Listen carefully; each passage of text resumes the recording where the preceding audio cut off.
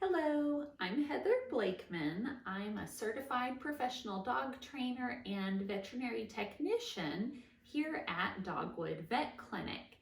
And today I want to talk to you all about the challenges of appropriately and properly socializing your puppy during this quarantine, coronavirus, statewide mandated social distancing period that we're all in.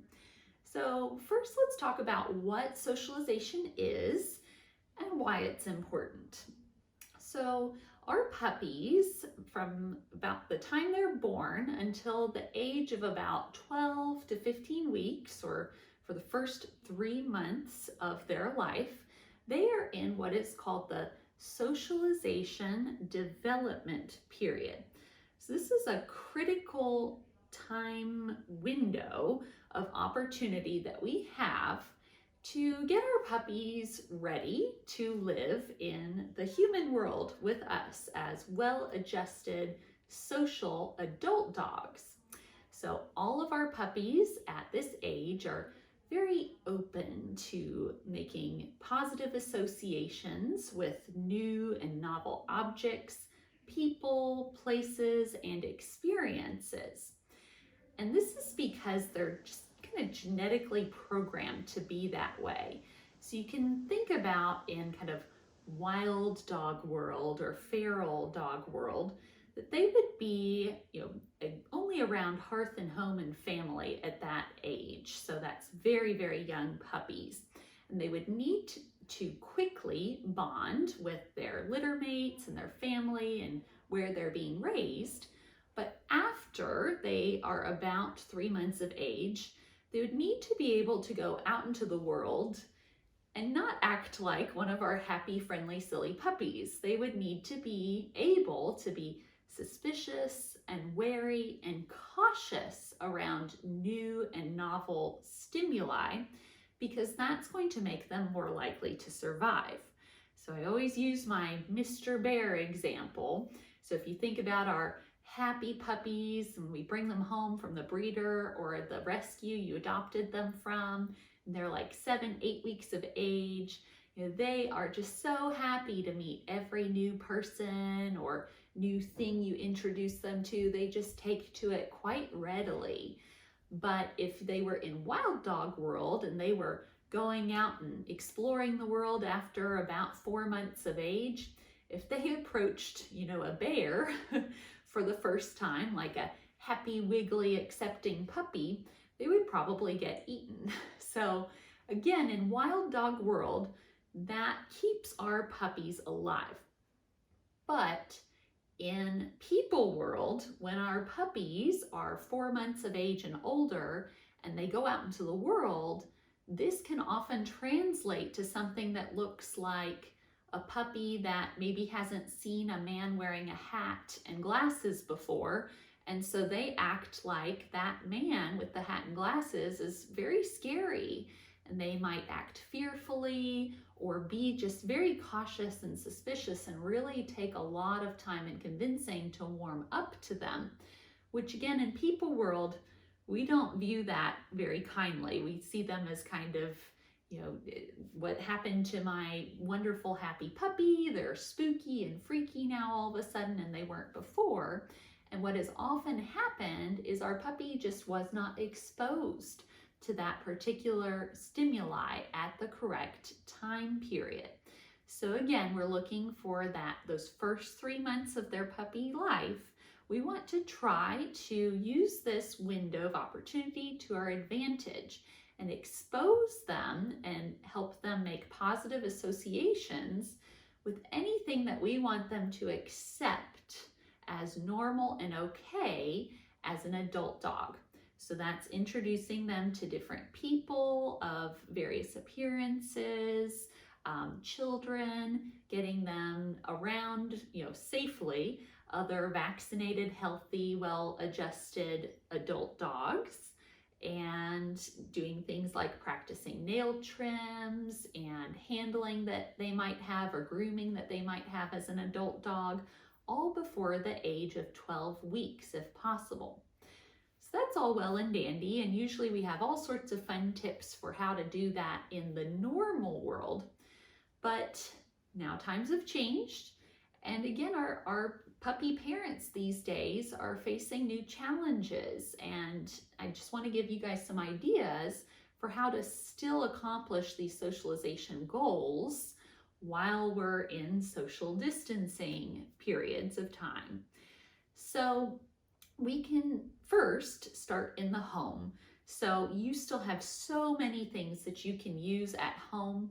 I want you, if you have family members at home that live with you on a daily basis, to have everybody in the house handling that puppy and making it a good experience for them, petting the puppy on the ears, lifting the lips, and kind of stroking along the tail and the feet and massaging the feet while maybe somebody else in the family gives that puppy treats. If you're working on training, where in a normal world it might be okay to just have one person kind of head that up in the family, try to involve every person in the family in short little training sessions and keep them all happy and light and fun by using treats and playtime and toys as a reward for anything you're working on. So that's going to help our puppies get used to at least everybody in the house.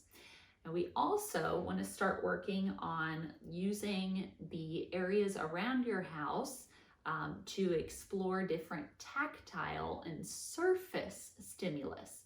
So that's, if you have gravel or grassy areas, concrete, you can even put them in your bathtub so they can experience like a slicker kind of substrate to have their feet on and interact with. We're doing all of this again, pairing it with treats, praise, playtime, toys, so that we're kind of conditioning them. We call this classical conditioning or counter conditioning, to accept this as a good thing.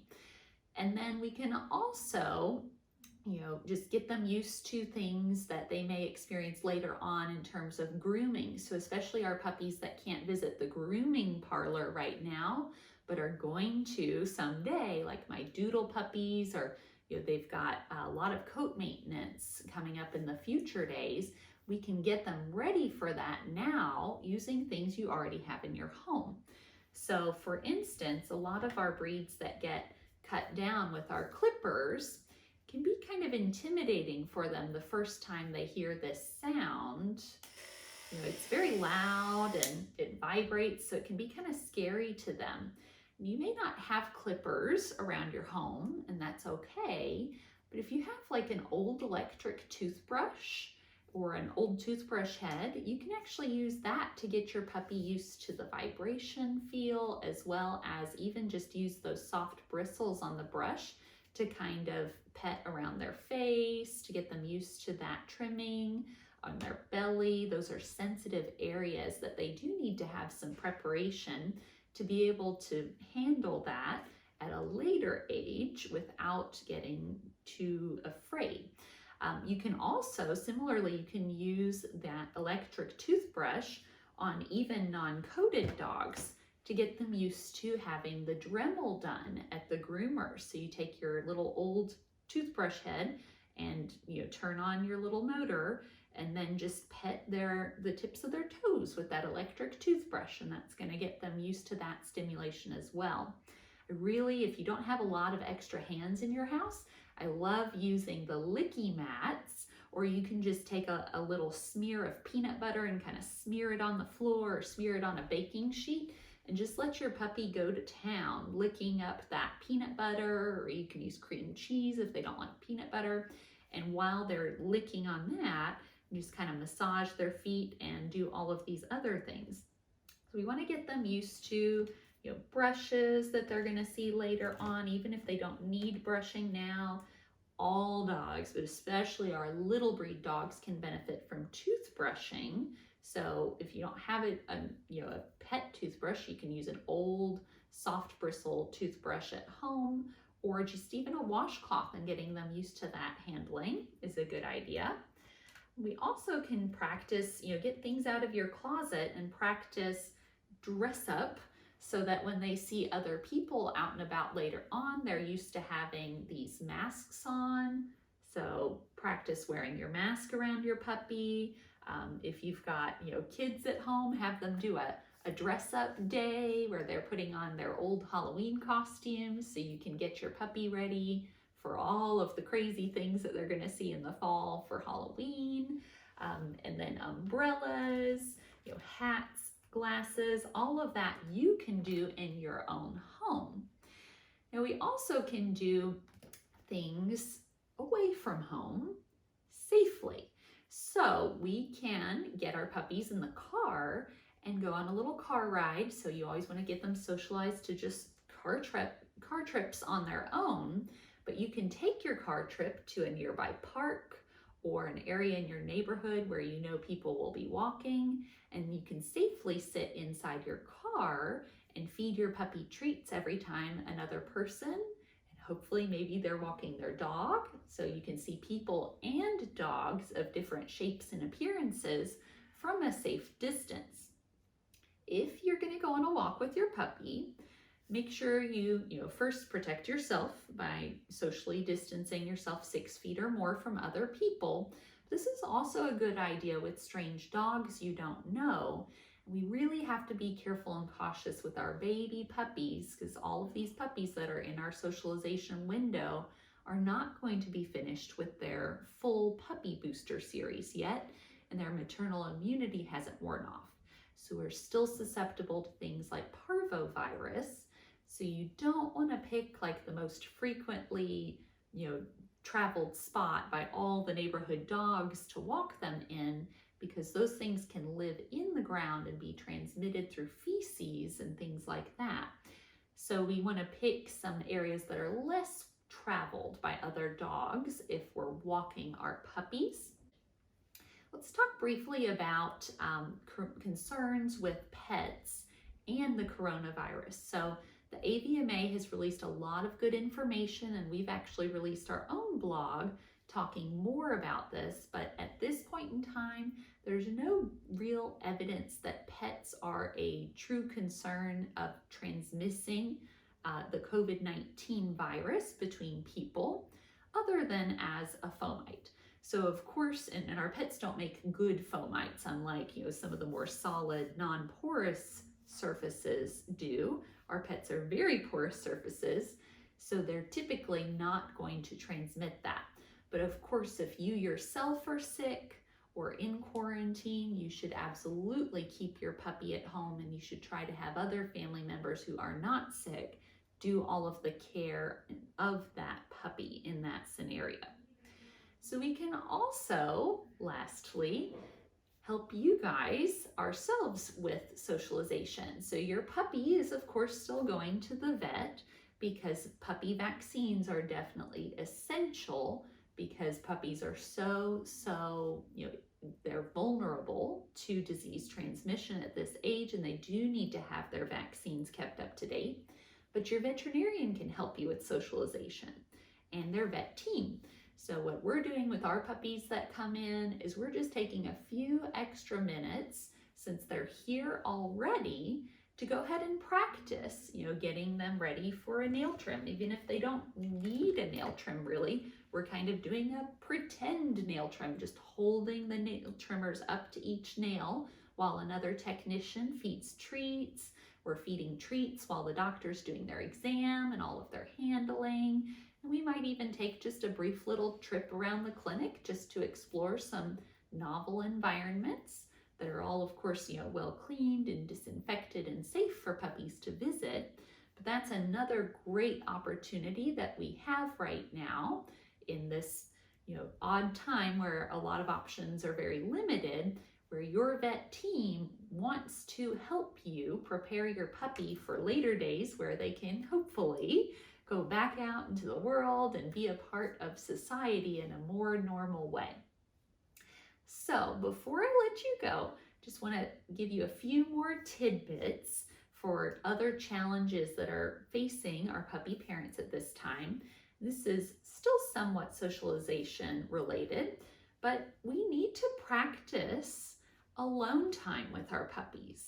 So right now our puppies and our puppy parents are with each other most of the time. Many of you all are working from home or staying at home, which is great, good job. But we are probably missing out on opportunities to practice your puppy being alone and isolated themselves, or maybe crated, just because you're just not leaving the house like you normally would. So we want to make sure that we practice this even with you home, so that the transition back to normal day-to-day life at a later time, your puppy is ready for that. So say, the kids are ready to go back to school and you're ready to go back to work. We don't want that to be the first time that puppy has been crated or has been left alone for several hours. So what you can do at home is still do your crate training. You can make it a positive experience by giving your puppy a little puppy, puzzle toy, which we have a whole other video about, so I won't go on and on there. But you can do your little puzzle toys, enrichment toys in the crate, close the door, and just let them be for a little bit. Let them have some alone time. It's a good way for them to get just kind of a mental break anyways. Everybody needs a little break every now and then from everybody else in the house. So that gives them a little time to practice that. And that is kind of like prevention against separation anxiety later on down the road. So all puppies need to practice that at any point, but especially right now where we're home with them more, we need to prioritize that. So lastly, if you don't have a puppy yet, many families are, because they're home more right now, just want to talk about, considering the decision about whether to adopt or whether to purchase a puppy right now at this point in time. So this is a very heavy decision. These animals will be with us sometimes for 12, 15 years or more.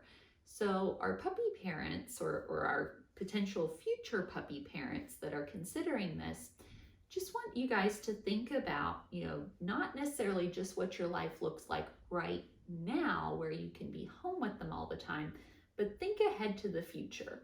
And if you weren't thinking about getting a puppy until just now, just want you to guys to, make sure that you're thinking about what your lives will look like again in a few months from now. And there are many options like fostering. I know a lot of rescues right now really need foster homes because they're not able to have their kind of brick and mortar buildings going right now. But that's a really great way to make sure that this is a right fit for your family and kind of prepare you to make that decision on whether that's something that you want as a long-term commitment. And cats are another thing to consider as well. So there's a lot of kitties looking for good homes right now too, and those can fit a busier lifestyle later on in a really, really great way, or our older pets too. So hopefully some of these tips are helpful for you all. And of course, at any point in time, if you have questions down the road at any point, feel free to reach out to myself or Dr. Chris or Dr. Katie or anybody here at the Dogwood Vet Clinic. We are so happy to help you all. Take care, stay safe.